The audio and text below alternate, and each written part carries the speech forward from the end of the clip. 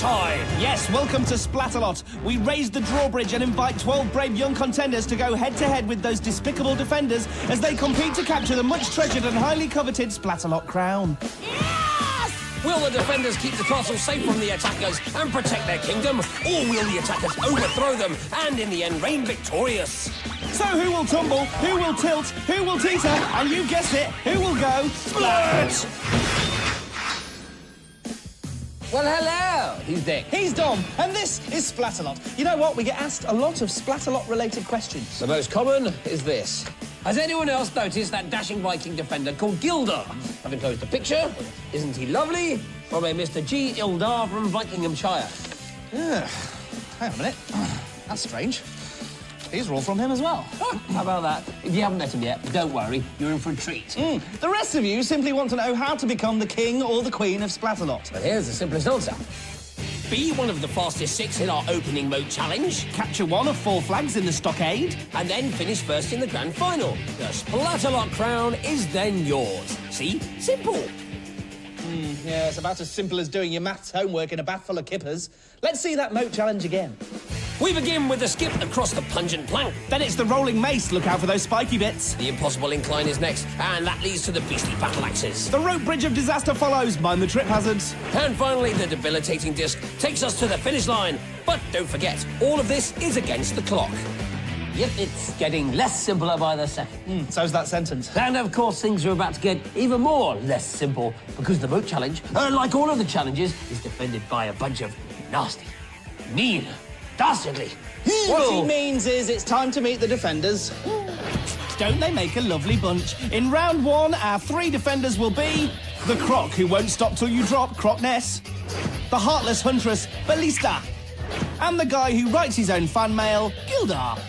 This'll be a hair-raising experience. How's mine? Not as good as mine. Oh, he makes me feel ill.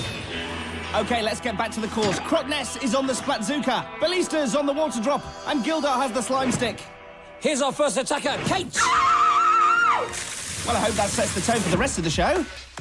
Attacker! Who likes the loudest splatter? Come out, wherever you The are. defenders aren't wasting any time with the taunting. You're after our crown, hey? Yes, Croc, that's why Kate's here. But Kate doesn't want to be there. Flubbery snit! That's not how you do it. Croc's right, but it is our first splat of the day, and that's something Kate can be very proud of. And she rise to a different challenge altogether. Kate, would you say I'm more handsome or more gorgeous? I can't hear you over the paint! Garfunkled! Well, textbook taunting from Gildar. His smarmy charm really puts Kate off. Then his smarm turns to slime, and the battle axes do the rest. But she's okay. Hey, Kate! A shower once a day keeps the smell away. Oh no, Ballista is taunting in rhyme. Splooshy! Maybe it's Croc who needs that shower. Yeah, like you never have a bad hair day. Come on, Kate, let's have a little deja vu. Ballista gives Kate her second shower of the day. That's a power shower, and I think it might lead to an early bath. Schnizzle whip! Well, proof there that this is the cleanest show on TV. Shower, bath, shower, bath. Now, where's a towel when you need one? So, Katie's home, but not dry, in a time of 5 minutes 23. Here's attacker number 2, Sandra. Ping Wham Bolty! Tell us what you love, Sandra. I love Stupid America! Well, whatever it is, she really loves it. Will she love meeting Croc Ness? Stoke! Well, no lovers yet. G'day. Croc tries to break the ice, but no, Sandra isn't having any of it. She makes a move, and Jumbo Cumberland! But she's back up, keeping her eye on Croc. Still no love. Down the incline she goes, and patoo-doo-doo-doo-doo-doos. Well, she seems to love the moat. Sandra demonstrating perfectly that slide often comes before a fall. Proud of yourself? I am. But will Sandra be proud of her time of 7:28? There's only so many happy dances I can watch. Thank you, Gildar. Here's our next attacker, Cole. Well, Cole did eat up the plank slope and mace. How about the incline? Pop goes the dribbly weasel. Dribbly weasel indeed. Yes, Cole's bitten off more than he can chew there. Yes, too speedy and just a bit squeaky. I thank you. Now can Cole make it across the bridge? Bomb onions! And these splats are eating up the clock. Hey, Cole, when you said eat it, what were you talking about? They eat you! Whoa, we can't allow that. Gildar not happy with that taunting. Oh! Ballista now joins him with a water cannon. A drink to go with the moat course meal. Cole tries to shrug it off. He grabs the rope and dirty weasel. Gildar! Don't look, close Is it what I think it is? Ah! Whoa! Ah! Yes, Cole's rubbing it in Gildar's face with that happy dance. And his time's not too shabby either. Thanks, Cole. Is he gone? Yes, Gildar, calm down and focus on the next attacker, Madison. Ooh, scary tiger. Here's Madison on the slope. Welcome to Splatalot. Abingdon! Crew! Derby! Another point for Crockness. Louth! Selby! Torquay! This croc woman is on fire today. Yeovil! Okay, Buxton! please, Telford! enough. Hatfield! Stop! Good! Right, back to Madison, who's soaking up these splats. Norwich! Yes. I give up. Bearsden! Well, it's a good job Madison hasn't. She's onto the battle axes, and yes, she makes it over. At least she's got out of Croc's range now. Douglas! I don't believe this. Yes, and straight as an arrow, Croc's 13th paintball flies towards Madison, a very unlucky sitting target. Unlucky? It's like Madison's a splat magnet. Well, she's safe now, I wouldn't bank on it. and finishes with a time of 7:14. Surely wasps are worse, Oliver. Billericay! Ooh, did that hurt? Not a bit. Look out for those spikes. Rubble dumper! Yes, the mace definitely has a sting in his tail. Be careful, Oliver. Don't bumble around, or you'll be making a beeline for the moat. Oh, please, will you beehive yourself? Sorry, honey. And while we drone on, Nice. Oliver buzzes over the course in 6:48. Beautiful. Amanda likes blow, but does she like ballista? Just call me Mother Nature, because I make it rain when and wherever I want it to. And just to prove her point, here comes the rain. That just makes the slippery slope extra slippery. How extra slippery would you say the slippery slope is? I couldn't possibly say. Boo boo brov in it! That's how slippy. Crockness and Gilda are raining down on Amanda, and she's about to get even more wet. Or Bimbo Baggins. Yes, she loses her footing on the first axe. They're not just choppy, they're slippy too. And that slip leads to a trip to the moat. Gilda slimes the skies in an attempt to reach Amanda, who's now at the debilitating disc. At least they're still making it rain. But this is a really brave attempt from Hannah in these adverse conditions. She topples, but hangs on in there. This is impressive stuff. Wow, that is superior Viking-like strength. And she's made it! What an amazing effort! But that bad weather slowed her down and has left Amanda trailing in 6th place. Yes, only the top 6 qualify, and with 6 more attackers to come, 6th place is a dangerous place to be. Confirmation of those times, Cole leads with 4:44 and Amanda trails with 8:52. But no one's out yet. Yeah, yes, but no one's safe yet either. That's the beauty of it. At this point in the show, no one knows what's coming next. As I said, no one knows what's coming next. Here's what's coming next. Plenty more splats. And plenty of opportunities to get my own back. Now, don't bear a grudge. Before we continue with the second half, Dom's just gone to get cleaned up, so we've just got time for a few more of your lovely letters. Right, this one says, Scab loves Scab, so I think we know who wrote that one. OK, Tinkor stinks, signed the other defenders. That's not very nice, is it? I'm sure he doesn't really. Yes, he does, signed the defenders. Well, the post is quick round here, isn't it? Time for one more, I think. Don't look in the medieval mailbag. I wonder why not. Oh, sorry. Said I'd get my own back. Right, now that I'm nice and clean, I think we can start the second half. Here's what our next 6 attackers have to beat. Cole is our current leader with 4:44, and Amanda is in the danger zone with a time to beat of 8:52. Crockness, Ballista and Gildar are back on the course and ready to go. Yes, but I'm not. Oh, shut your fat, wet face. So, kicking off with a slope splat, here's our next attacker, John. I have soft hair! Uh-oh, maybe John and Gildar have something in common. Oh, suckle spludder. Now John has soft damp hair. Yes, I guess he just didn't gel with the spiky haired mace. Cue the bad hair day. Talking of which, here's Gildar. Do you think that's slime or conditioner? Hard to know with Gildar. John takes a leap. Oh, smudgy badger. Well, Gildar certainly seems to be up for the second half. So, we've had the conditioner, here's Ballista with the rinse. Can John hold on? Dingle dangle ping pang pow! That moat water is going to do nothing for your split ends, my friend. Surely he means splat ends. Either way, John won't mind as he's finished with a great time of 4:52. Here's our next attacker, Jenna. Booyah! And here she is on the impossible incline. Jenna, the handsome voice you're hearing right now is that of me, Gildar. Oh! Watch the hair. Did she just throw something at me? You're supposed to be impressed, you know? Disqualify her! Well, there's nothing in the rule book that says attackers can't fight back. After all, they are attackers. But the course soon reminds Jenna who's really in charge. Still, well done for trying. How will she cope with Ballista?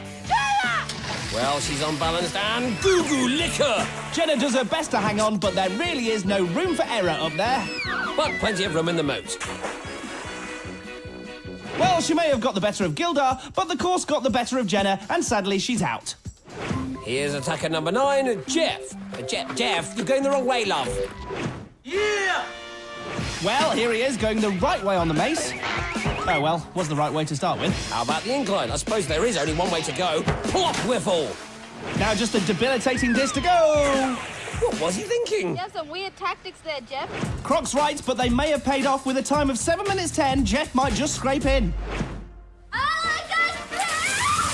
Astrid likes ice cream, and she also likes to scream. Will she like the wafer-thin pungent plank, though? Oh, her strength's deserting her. Come on, Asterix. Come on, Bastion. Come on, Aspirin. Let's see what you got. I know. That's what I said. Is there anything worse than getting someone's name wrong? I don't know. How about falling off a mason into the moat on television? A tough break for Asteroid. Well, that name-calling didn't get to Astrid, but the mace did. Naughty mace. And she does not finish, which makes me sad. I blame Gildar. Let's start calling him names. Radar? Yeah. Glider? Yes. Darth Vader? Like it. Seagulls make me nervous! Okay, no one tickle Amina. Come on, Amoeba. I don't have all day. Come on, Ammonia. Come on, Anesthesia. It's Amina! And so's the incline. Very Amina indeed. Say something, Wilhelmina. Now, is Gildar just being mean, or is he actually being very clever with these off-putting tactics? How about mean and clever? Well, he hasn't stopped ticklish Amina from finishing, but her time of 8:20 is too slow to qualify. Hey, did someone just tickle her? Here's today's final attacker. Or maybe that should be final splat-tacker. Let's go! Yes, Jared, let's go out with a bang. Here he is on the axes. Gildar sliming. And Jarid. Oh! Halfway up the trouser leg. Halfway up the trouser leg, indeed. Jared was caught in two minds whether to stay or go. The minds didn't agree, so the moat decided for him. Jared's looking tired after that splat, but just take a closer look at Gildar. That is just plain lazy. What are you doing, Gildar? When I get tired, I'm just not my Viking self. Whatever, Gildar. Meanwhile, Jared has found some energy from somewhere. Hey! But that water cannon finishes the poor guy off. Pompa sissy! Good teamwork, everyone. Proud to be steering this ship. Thanks for the help, Gildar. Appreciate it. Well, this is interesting. Gildar lies down on the job, and Jared posts the fastest time of the day. Coincidence? To be honest, I think Jared would have made it anyway. But Gildar is really pushing his luck with Ballista and Crockness. So, let's see who's made it through to round 2. It's Jared, Cole, John, Kate, Oliver and Jeff, who will soon be thrown into our stockade. You know, when you put it that way, it doesn't sound like much of a reward. Hey, if you want to win that crown, then you've got to work for it. And in the stockade, my little friend, you've got to splat for it too. So, before we move on to round 2, what have we learned from round 1? Fastest attacker. That's Jared. Oh, slowest attacker. Jeff. Huh. The most impressive defender. Crockness with 13 paintball splats in a row. Most annoying defender. Well, it's the same one every time. Oh, yes, Mr. G. Ildar from Vikinghamshire, a.k.a. Glidar, Radar, Darth Vader, the guy who sleeps on the job. That's the one. OK, right, enough about him. Back to the competition. The 6 fastest attackers have now made it through to the stockade, but only 4 of them will escape to compete in the grand final. And in that final, one of them will become the new ruler of Splatalot. So, who's it going to be? Jared, Cole, John, Kate, Oliver, or Jeff? Well, whoever it is, they're going to need a different set of skills in the next challenge, right? being fast will help, but escaping the stockade requires so much more. The attackers start by dashing across the giant spinning hexagon. And then leaping onto the hexapods positioned beneath the ladder rungs. These rungs will help build the ladders they'll need to escape. Once built, they can grab one of only 4 flags before escaping to victory and a guaranteed place in the grand final. Yes, 6 attackers, but only 4 flags, so 2 of them won't be escaping the stockade. However, all of them will be facing 3 new defenders. That's a shame. I would imagine they'd all prefer to be up against dozy old Gildar again. Oh, no, my pretend friend. It's these 3. He's the joker in the pack. Kookaburra! She always packs a mean splat. Shaded. And she's our very own Lady Knight. Nitrous! Attackers! Give it your best shot! It still won't be good enough. So, let's check out the attackers' colours before the foam starts raining down on them. Kate's in the red. Jared's gone for pink.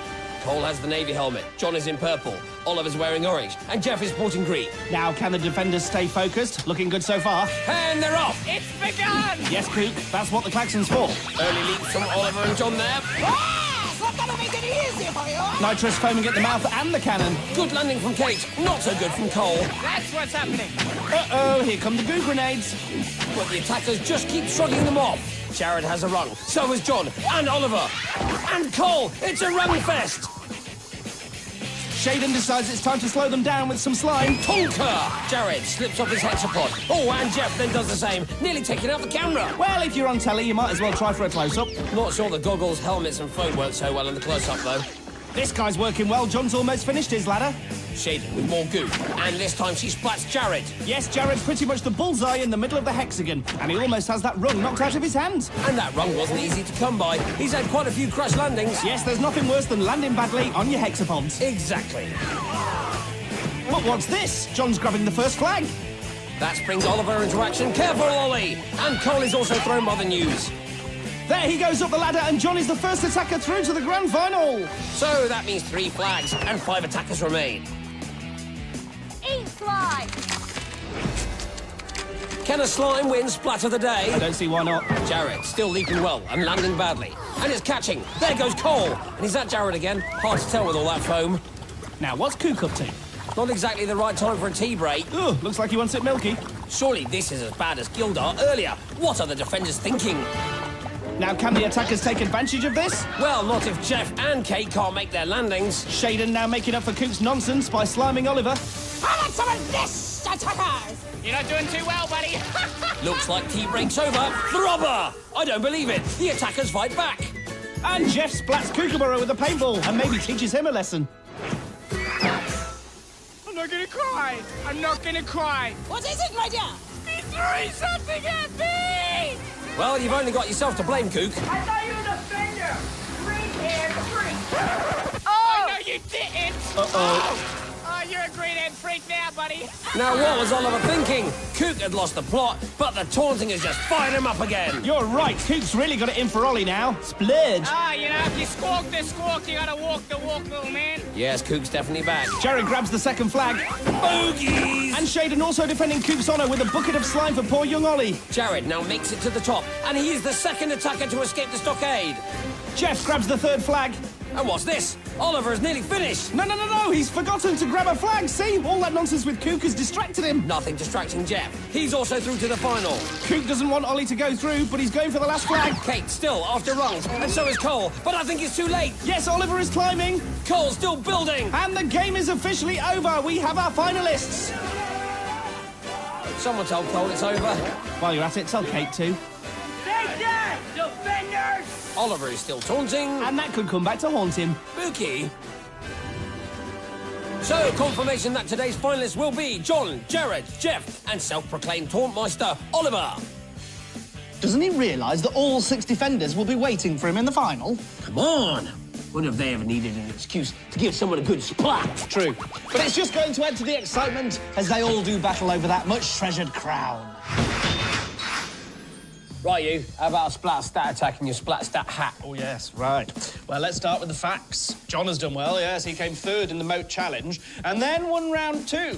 But Jared is more consistent with a first and second place so far. More stats. OK, let's move on to the bad boys. Yes, Oliver and Jeff only just scraped into the second round. And then it all kicked off when Jeff threw that paintball at Cook. Oliver then got mouthy and Cook got splatty. More stats. All right, the defenders aren't totally blameless, though. Gildar offended everyone by taking a nap in round 1. And then Cook provoked the attackers when he had a tea break in the stockade. It's all going to add to the tension in the final. So, let's remind ourselves who those finalists are. Yes, it's the 3 J's, John, Jared and Jeff, plus an O for Oliver. So that means the OJs are in the final. Juicy. Yes, but here comes the real juice. 100% pure splat, with all the lumpy bits left in. It's the defenders, Gildar, Ballista, Kookaburra, Crocnest, Nitrous and Shaden. Here's the Capture the Crown course in more detail. Our 4 brave young warriors start with a drop into the mud baths. Then it's over the slippy slides and up the Titanic teeter-totters. The barrier of all barriers leads to those lovely leaping lily pads. And then it's up the water wall where the much-treasured crown of Splatalot awaits. And there's only one, so it's winner takes all, folks.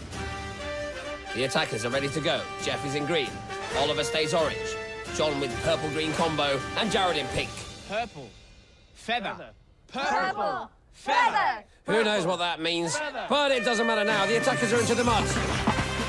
And then it's a foamy welcome from Nitrous. Oh, yes! Jeff and Oliver go head first on the slippy slide. Jarid tries the upright approach. Oh, puck flab. And this is where the slips and splats really start, at the foot of the teeter-totters. Down goes Jeff. And down goes John.